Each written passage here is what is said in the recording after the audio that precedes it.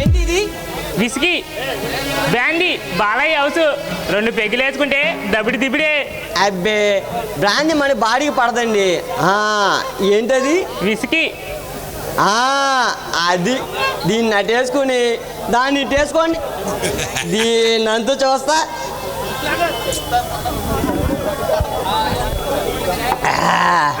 ఇప్పుడు చెప్పండి గిరీశం గారు, ఈ రాజకీయాలు రాకముందు తమరు ఏం చేసేవారు?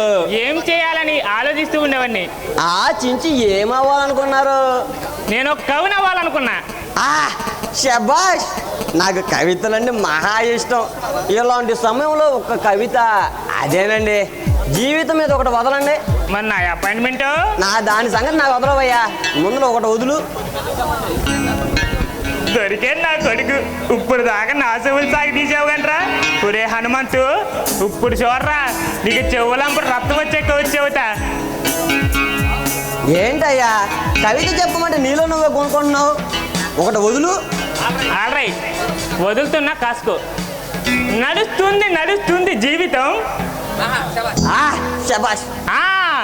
నడుస్తుంది నడుస్తుంది జీవితం. నడిచి నడిచి నడిచి కాళ్ళు నొప్పి పెట్టి కసేపు ఆగిందా?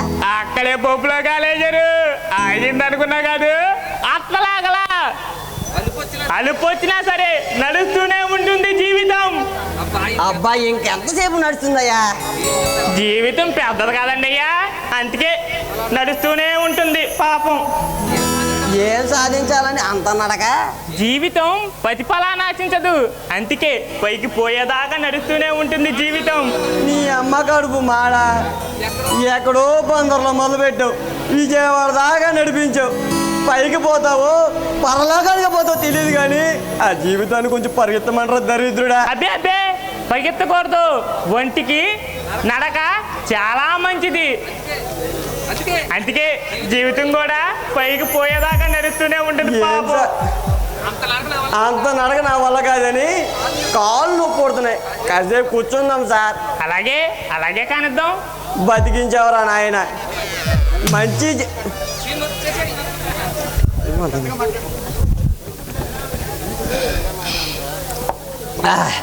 బతికించేవరా నాయన. మంచి చెట్లను పిలిచి ఇలా మానభంగ చేస్తావేంట్రా? ఇది నీకేమైనా న్యాయమేనంట్రా? తమరికి నా కవితలో ఉన్న సారమాంసం అర్థమైనట్లేదు. తమరి కోసం ఇంకో కవిత వదలమంటారా? వద్దు, ముందు వదిలి కవిత కంపే భరించేసి వచ్చా. ఇంకొకటంటే నా వల్ల కాదు.